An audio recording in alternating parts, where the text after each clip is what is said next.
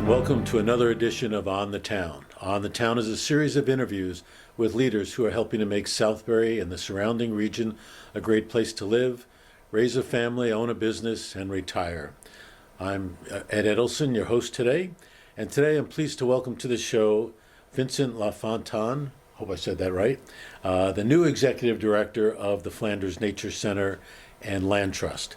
About a year ago, we had the opportunity to talk to his predecessor, Arthur Milner, who retired after close to 20 years, I believe, as executive director. So no pressure, but you've got big shoes to fill, and I'm sure you're going to do a great job of that. So, Vincent, thanks so much for giving us some time here at On the Town, and so we can learn a little bit more about not only Flanders, where there's always more to learn, but also about you and what your thoughts and goals are for what you want to do as the director. But before we get into some of that, maybe you can tell us a little bit about your background and where you're from and how things led up to this great opportunity. Sure. Well, thanks so much, Ed, for having me here today. Really appreciate it. I'm someone, I was born here in Connecticut. My family, where I still live, I live in Kent with my family. Okay. Went to school here in Connecticut, and after some service, I came back and was at the University of Connecticut and received my degree. And then I started working with youth and families at the New Milford Youth Agency, in which I worked there for a number of years, doing many different programs. A lot of the programs ultimately were programs working with children in the outdoors. Probably some of my most fond memories from my first work experiences were working on land trust properties in New Milford, Okay. and in Roxbury, with students doing trail building, bridge building, getting kids in the outdoors. So I had a series of different jobs with the New Milford Youth Agency, leaving there as the assistant director after 10 years. Then I went over to Farmington, Connecticut, where I was the person who ran all their before and after school programs, their adult education programs, continuing education programs, summer school. I became more of an administrator of programs versus someone who was delivering programs. Understood. And grew their programming in Farmington, had some success. Then I spent a total of 15 years over there running those types of programs. I ultimately was promoted to be one of the central office administrators. And then left there after 15 years to accept the position as executive director at Flanders. Okay. So a nice mix of hands-on and administrative, which I think are both necessary to succeed up at Flanders. Sounds like you're a believer in, what was it, Gina McCarthy's No Child Left Inside program? Yeah. Which I always loved that phrase. Yeah. I think I benefited myself from growing up in Kent, and growing up in an area that still has a lot of preserved and protected lands. Right.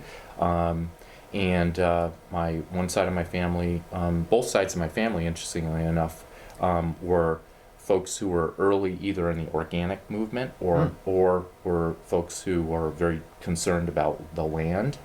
So I kind of grew up in the outdoors. I myself, as a child, spent a lot of time outdoors, so I know the value of being connected to the natural world. I very much appreciate thinkers like Richard Louv, and an author who wrote about the fact that kids are spending less and less, families are spending less and less time outdoors, and that has effects. And also our previous DEP commissioner who, as you said, was very concerned about making sure that to get kids back outside. Right. So yeah. Well, we have our challenges because there's lots of enticing things that keep children indoors. There's a lot of things that kids are excited about. Technology is a wonderful thing. It's all around us. Right. However, there's so much to be gained by being outside and spending time in nature. I'm a true believer in the sense that children who spend a lot of times outdoors ultimately are there's a creative aspect about play in the outdoors and spending time outdoors when it's unstructured. Right. Yeah. Well, maybe for those who are not familiar, maybe a quick history of Flanders Nature Center. Sure. Yeah. And I guess related to that, I'm just curious, when you were growing up in Kent and working in New Milford, were you aware of Flanders, or is that something that came later in life? Yeah, no, I've got a great story for you. Okay. Love a story. Yeah, I was connected to Flanders very early in my career, right after I got out of college and started in New Milford. Okay. At the New Milford Youth Agency, my boss at the time, Mark Mankin, a very, very creative youth service bureau director, wanted to start up some new programs for kids. He was somebody who had always been interested in doing work type experience things for middle school and high school kids, creating opportunities for kids to have some real hands-on things. Okay. And the two of us, Mark and myself, both had an interest in making maple syrup. Okay. And we knew there was some kind of something there, but while we were novice, knew about it, had made a little bit on our kitchen stoves, that type of stuff.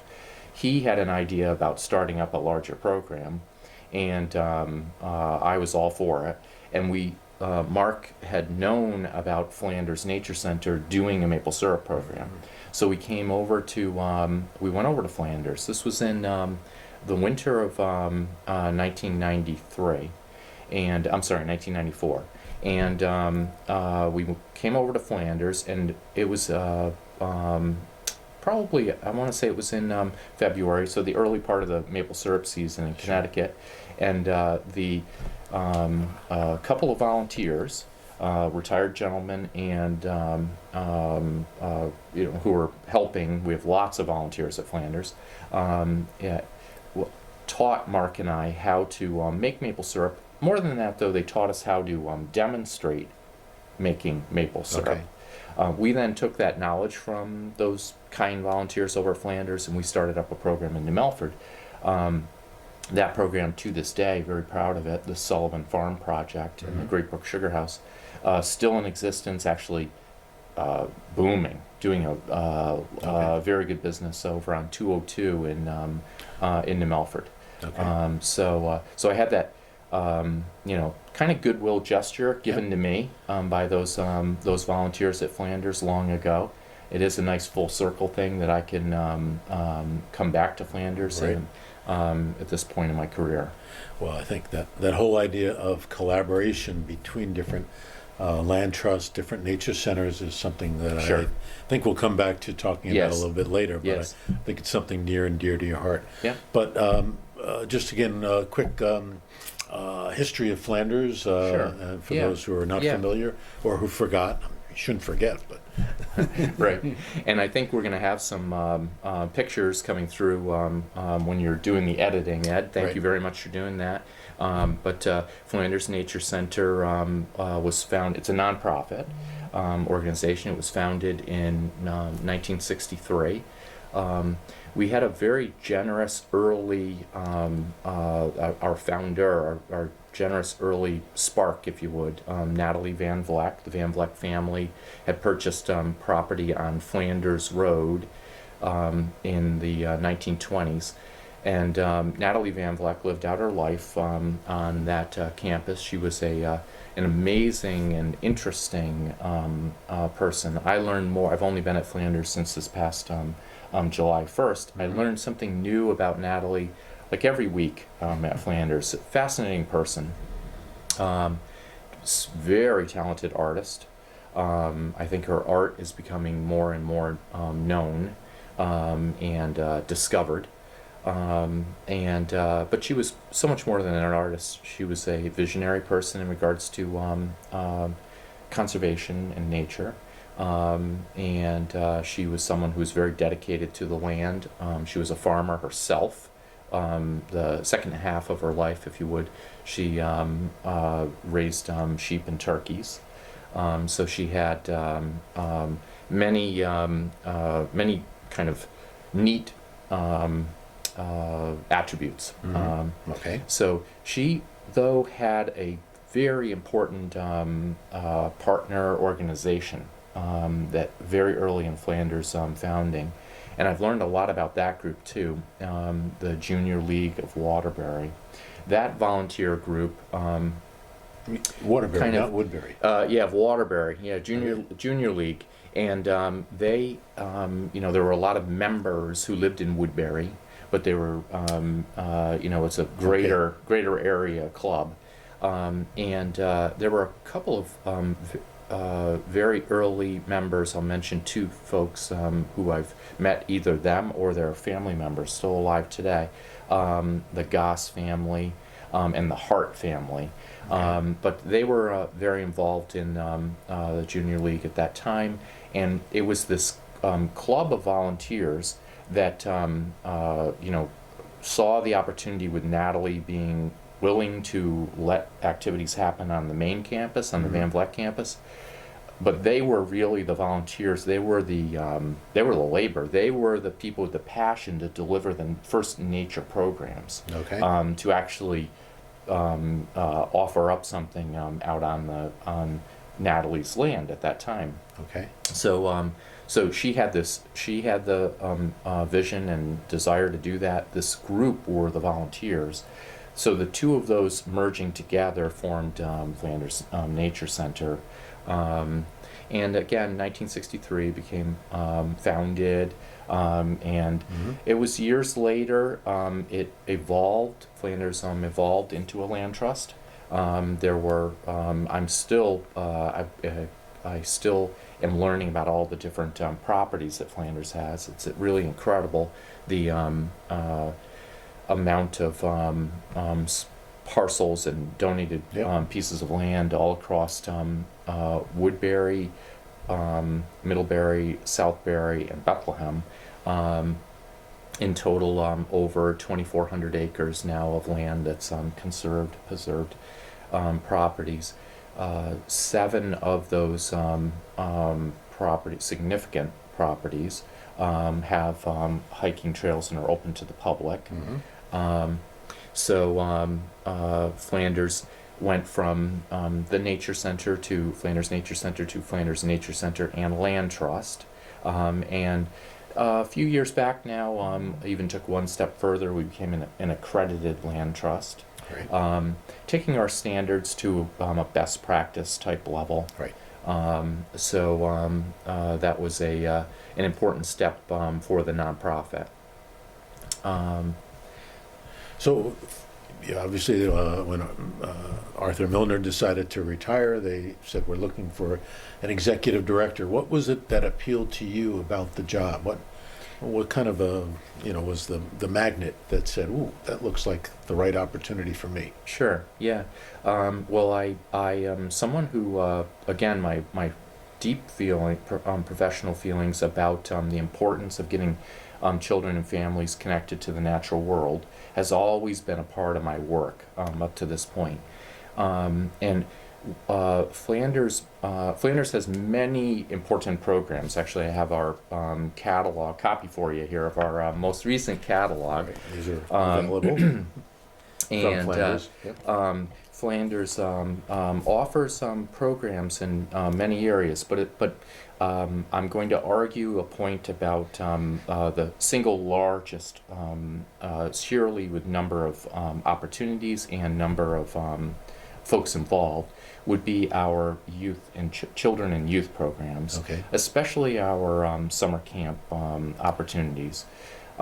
So it's that my past experience working at the youth agency and working in education and working always for the most part, even though I did do some direct school administration, for the most part it's always been programs that are extending learning, extending the school day.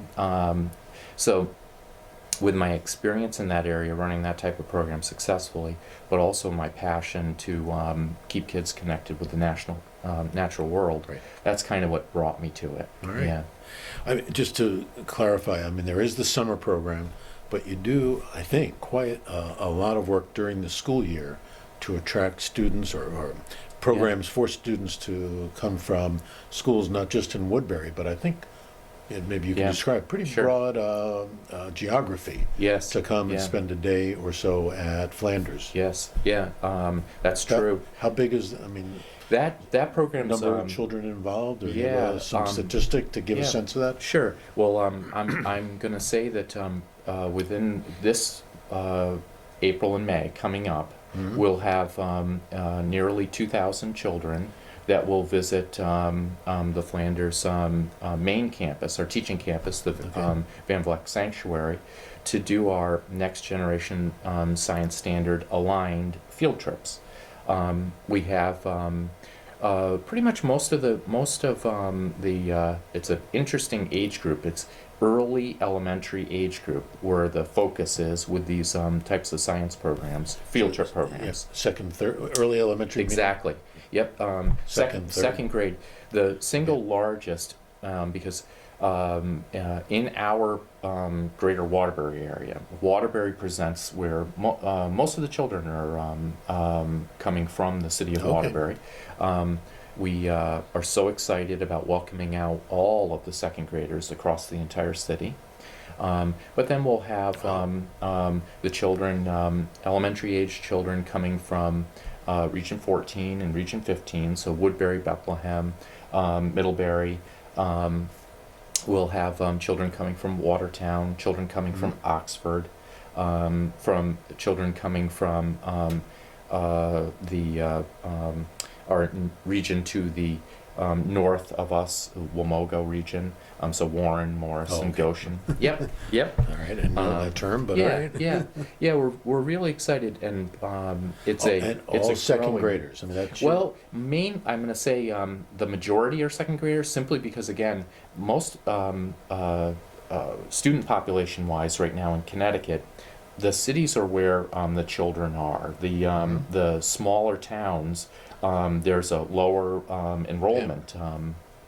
At this time, not the case in regards to our urban centers. Yeah. Our urban centers are bursting at the seams, and that's why we're very, very pleased to have this partnership with the Waterbury Public Schools and having the children coming out from Waterbury. okay. But with the other schools, there are some kids as old as fifth graders in certain specific classes Okay. coming out. Yep. And the summer program is a wider age group. Yeah. you think? The summer camp opportunities are from preschool age, so we'll have children prior to kindergarten, and then we have children as well.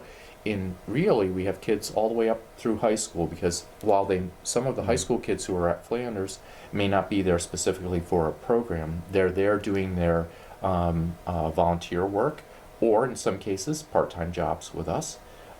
So again, the majority of our children and youth programming is probably second to fifth grade. That's where a lot of the Okay, yeah. interest is, and where I think our specialty programs are. You Right. know, so yeah, So, when you come into a new position, typically have some preconceived notion of what it's going to be like, and Sure. then often there are surprises. Any Yeah. surprises that come to mind of yeah. something you didn't expect, Sure. either, Yeah. well, hopefully Yeah. on a positive side? Well, but- on a positive, one positive side is I've worked with a number of nonprofit organizations. Okay. However, I have never worked with an organization who has had as many volunteers as this organization.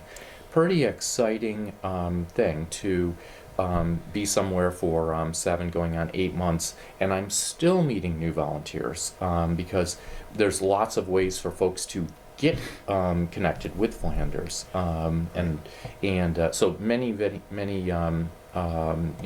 I'll give you an example of a recent programming. We're doing our a very popular series that we do on bluebirds. Mhm. We've done this for a number of years. We have a couple of super committed volunteers who literally build cut the wood into the appropriate sizes Right. so that there's kits for folks to come in and learn about bluebirds and then Right. make a bluebird box.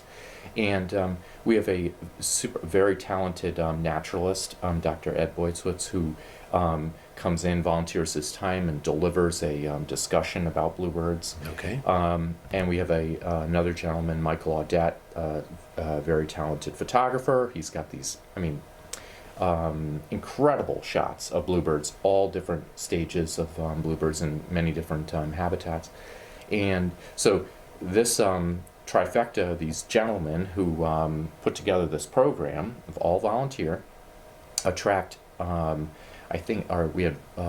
we can only fit 30 people. We had 31 though. We squeezed that one person in the room. Your secret is safe with us. Thank you. So we maxed out. We usually offer 2 of these programs. One was offered just a week ago, full. The next one is this Saturday, full. So Nice. we decided to offer a third one. It's coming up in March. Still like 2 or 3 spots left in it. But I'm in awe of the volunteer commitment. Just for just for, or however you want to look at it, Well, but I see a whole different group of people related to the maple sugar exercise. Yeah. Whether it's collecting, Yeah. putting out the buckets, Sure. collecting the Yeah. buckets, Yeah. doing the boiling, whatever the Yes. processing, Yeah. and yeah. then doing the kind of docenting, of Yes. explaining the process. Yes. Is a working number of how many volunteers? Yeah, Flanders has over 200 volunteers. It's really incredible, and volunteers from all age groups. Certainly, we're a perfect nonprofit for folks who are retired, because the timing of many of our programs just fits with folks' schedules. But in the summertime, we have lots of youth who are volunteering with the camp programs. Sure. And we have other folks who are deeply interested in about our founder, Natalie Van Vleck, again, her artwork. Right. We have an entire group of people who are, whether they're artists or just folks who appreciate art, but are a part of our organization because of art. We have an entire other group of volunteers who are dedicated to helping Flanders in a true way. Fundraising for us, being being a part of our.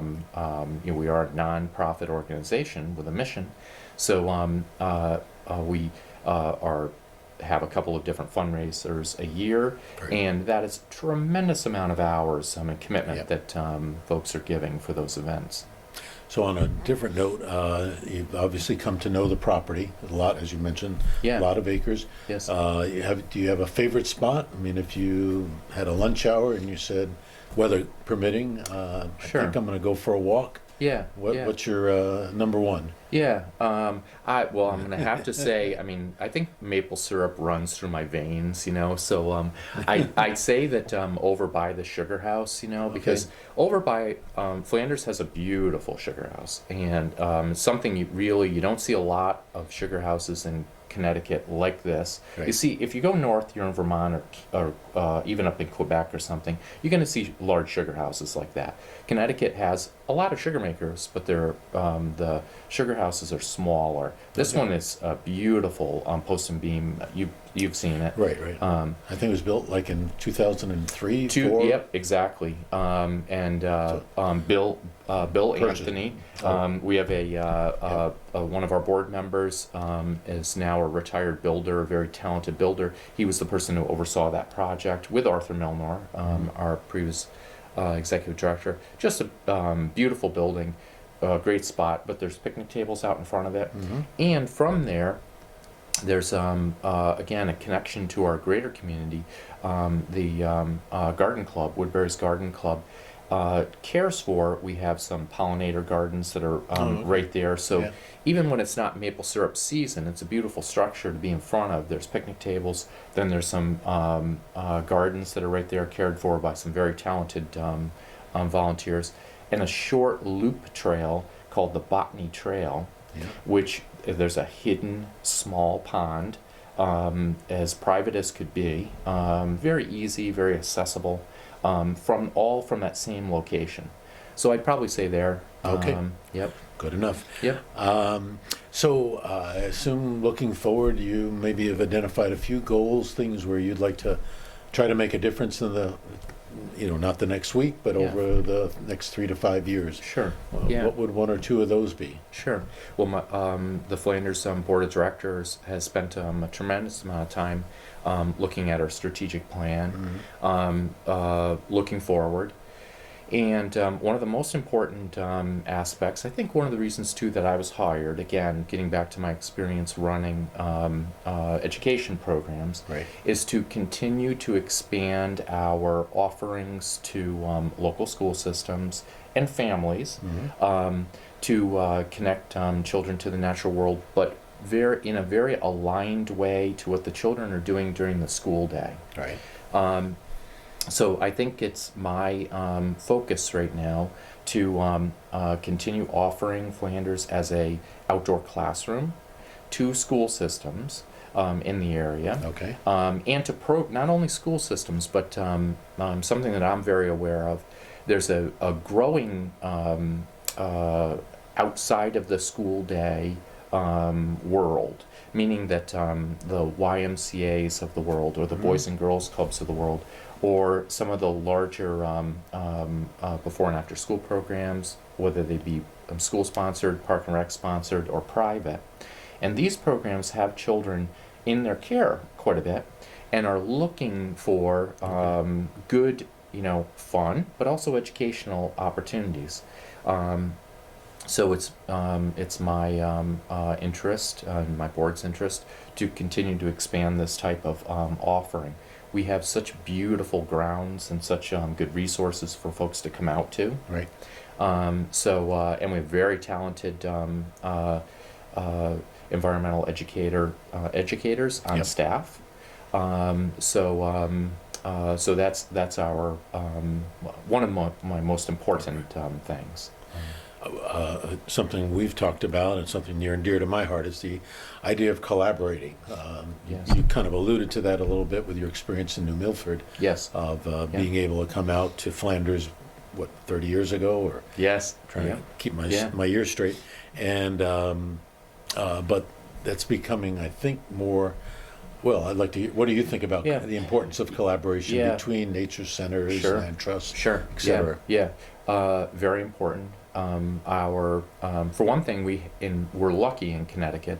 There are many land trusts, many talented land trust and nature center professionals, and I think I want to say that I believe that there's a lot of folks in our part of the world who are concerned about the environment and concerned about our quality of life. So with that perfect storm type of thing, being a lot of talented professionals, but also a lot of folks concerned about this issue, it is important, because we're smaller groups, it is important that we share and collaborate with each other. Okay. Recently, I came into this because Arthur was a very big, my predecessor was a very big part of starting it up. But in the greater Woodbury-Southbury area, and Southbury's Land Trust is a part of this group, we have a conservation partnership, ongoing discussion, not just a discussion, a very important collaboration that's happening, in which we are, and I can give you from our catalog, a very kind of tangible example of it. We are talking with each other. This is the community partner section of the Flanders catalog, and every one of the greater Woodbury Pomperog partners, conservation partners, have listed have come together and have said to each other, we will promote our organizations, we will promote our most important programs amongst all of us. It's a very important step, in my opinion, in which, for instance, the Steep Rock Association, which is in Washington, has some terrific preserves, has some very talented folks over there, and they were interested in doing. They're talking about their Nest Watch program that they do. And it's in here, it's in Flanders catalog, just simply for us to share with the folks who are concerned about birds in our greater community what's happening in Washington. Well, that's a great step right there. So we've talked about some of the volunteers that are, pretty critical to. Yes. You couldn't do this without volunteers. I think you would agree with that. Oh, totally. We wouldn't have the same impact without the volunteers that we have. Yeah. But if people are interested in volunteering, what opportunities are there, and what should they do if they're interested in volunteering? Sure. Well, we have first our volunteer coordinator and program coordinator, Anna Jordan, is a very friendly person who's able to talk so much more better than me on this one. Okay. And she can be reached at the Nature Center, just calling over and asking for Anna. But some very easy ways, and you mentioned one of them before, Ed. A person or a family could just get involved in being helpful in the sense of helping with the maple syrup program, helping with the just very hands-on, being outdoors, just doing some fun things and giving a little bit of time, emptying sap buckets, building houses. We do have a working farm on our Van Vleck campus. Right. Our farm manager, Diane Parmalee, who's a very long-time and dedicated member of Flanders, also relies on volunteers. We have many small animals on our farm. It's a big part of our field trip programming. And however, those animals are cared for every day of the week. And we have volunteers who come in on the weekend who make simply just go and water the animals. Simply come on the weekend and help fixing some fence in one area. So lots of opportunities. All right, very good. Yeah. Well, Vincent, thank you so much for stopping by. I think we've given people a pretty good overview of not only Flanders, but a little bit more about you. And, as executive director, you become the symbol of the organization and what people identify. So I think wish you a lot of good years at Flanders and continuing its path forward. Okay. So thanks again for stopping by. Thank you, Ed. I hope to see you over at Flanders soon. Now we'll talk about that in a second. We'll organize a trip. But thank you for watching another edition of On the Town, and please stay tuned to future shows where we'll have a chance to talk to leaders who are helping to make the greater Southbury area a great place to live. Thank you.